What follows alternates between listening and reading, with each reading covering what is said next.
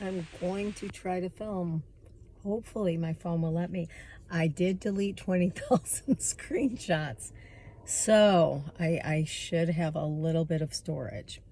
And I'm sliding on here with a kind of heavy heart, but also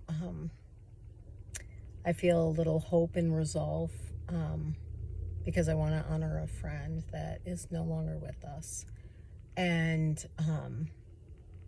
it's my friend Blaze, and we've talked for years, some years every day, and just knowing what he struggled with and his inner turmoil. And I wanted to slide on here because, like, I was talking with some other friends about, keeping things real and talking about the hard things people don't want to talk about. And, like reading the comments on his obituary about people saying how happy he was and how much laughter he brought. And, it's kind of like Robin Williams and, so many people that are suffering and, people only see the surface and they only see their mask.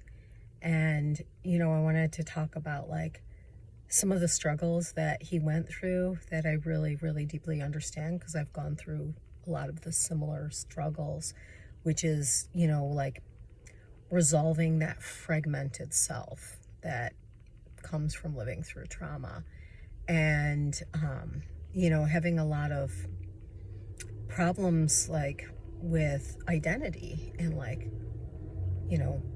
trying to understand who you are, like it's definitely something that gets taken away from you when you live through enough traumatic or one severe or multiple severe traumatic experiences that the mind fragments. It's for self-protection. Trauma memories don't get stamped like a normal memory so that we know they're in the past. That's the literal meaning of PTSD. Is a traumatic moment is not time stamped, and so people can get triggered. You can feel like you're in that moment, but even too, like the fragmented parts. I mean, it was so funny that I was driving with my daughter just now, and I was thinking of, he talked a lot about the fragmented self and about like, the turmoil that he felt in, trying to understand who he was. And the thing is that we're all of those pieces. We're the innocence that, was taken away during trauma. We're still that innocent. We're that sinner and that saint, I was thinking. We're both of those things. I was thinking it, and then that Alanis Morissette song came on where she literally says, I'm a sinner, I'm a saint. And I asked my daughter the name of the song, and she said, bleep, be itch. And I'm like, what? No, what's it called? And she's like, no, that's the name.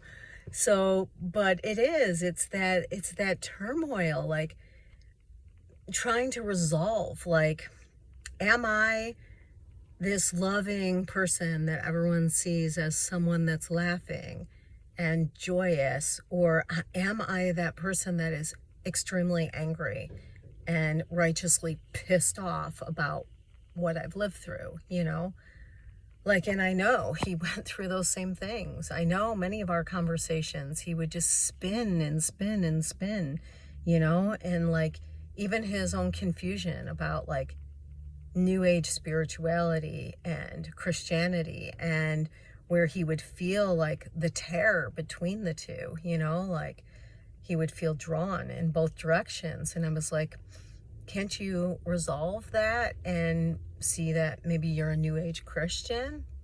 So like it's it's maddening, having the different fragmented pieces of yourself and, trying to pick them up and put them together in one whole person. And especially when pieces don't seem to fit together, like being a loving person that people saw him as someone that made everyone laugh, and then, but yet inside, he's so deeply hurting. You know, I mean, I feel honored. He shared with me a lot of his inner turmoil. And, you know, I got to know the deeper parts of him. So I just want to slide on here too, also, and say, like, you know, I see that often with people in suicide, that, you know, people say they were so happy, you know, they were feeling this and feeling that. And what people don't realize is you're looking at a mask. And how do you help someone unmask? How do you help someone show you all of the parts of them, not just the parts that they feel are acceptable to share, you know? And that is being that safe space, you know, like allowing someone to unmask and show you the pain without pushing them away for it, you know, without shaming them for having it, you know, without trying to pull them out of it. Like, we don't want to, it's like a fine line. You don't want to leave someone spiraling in depression or pain, but it needs to be acknowledged and seen and heard and validated and supported, you know? Like, just because we deny the painful parts of us doesn't mean they're not there anymore and that they don't exist. That's actually what causes so much turmoil, is not being allowed to express all the parts of ourselves, you know? Like having those hard parts of us just, you know, put down and hated, and, you know, and they're parts of us, you know? So then that causes that like deep turmoil, that they'll call it cognitive dissonance, when the mind has two differing beliefs. Like, I'm this good, loving person that laughs, and I'm also this person in all this pain that's rightfully angry about what happened to me, you know, and resolving those into seeing that that's one whole person, that, you know, we are the sinner and the saint, and we're allowed to have more than one side of ourselves, you know? Like, just because someone looks happy on the outside does not mean they're not suffering on the inside, you know? And like, yes, allowing someone to unmask for us and to support them in that unmasking, allow them to share their pain and allow them to process it, allow them to integrate, and allow them to help put those pieces back together. All right, I'm going to end it before it ends on its own abruptly. But I just want to say, like, another practice that really helps is compassion. You know, like, that kind of helps put the fragmented pieces together, because the loving, joyous, happy parts of me can give compassion to the painful, angry, hurting parts of me, you know, instead of seeing them as so separate, you know, like being able to fit them together with the glue of compassion, you know.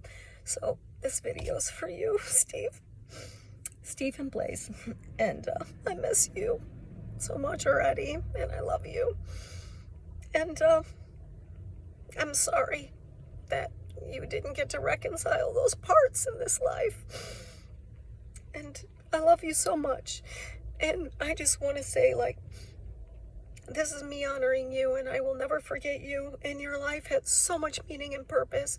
You taught me so much, and I'm going to stop being afraid to share myself, because I am going to remember and honor you, and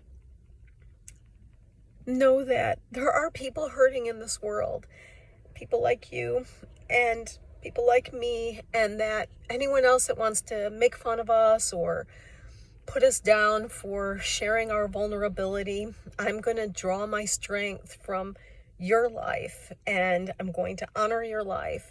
And you gave a lot of meaning and purpose to me by you having existed. So I just want to put that out there, you know, and I'm going to keep on sharing, and I'm going to honor my friend's memory and draw strength from his existence. so that we can help other people so they don't have to leave before their time. All right, that's it. Peace out.